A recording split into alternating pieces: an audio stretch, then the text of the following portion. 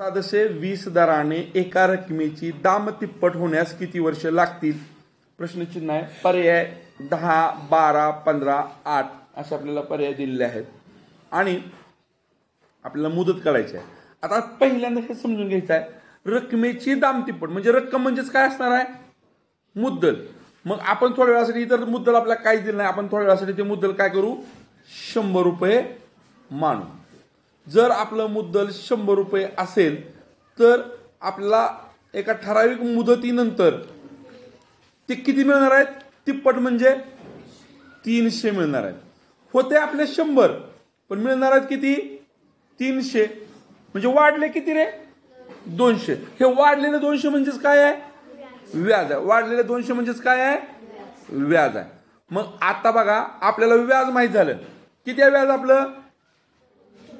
आपली मुद्दल किती आहे माहित आहे?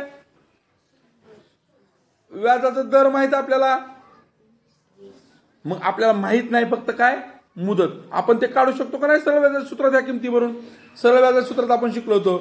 200 बरोबर काय वा मुद्दल 100 गुणुले व्याजाचा दर 20 भागिले मुदत गुणुले मुदत आपल्याला माहित नाही ती लिहिली आणि भागिले 100.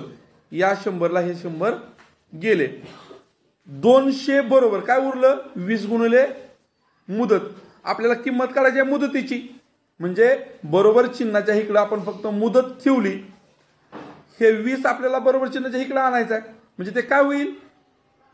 का तर 20 बरोबर ते कसं आहे? गुणाकारात आहे. म्हणजे 200 भागिले जर आपण 20 केलं, 20 × 20, 20 × 2 = 40. अशा पद्धतीने 20 × 10 किती? 20 × 10 200. मग आपली मुदत किती आली बाळांनो?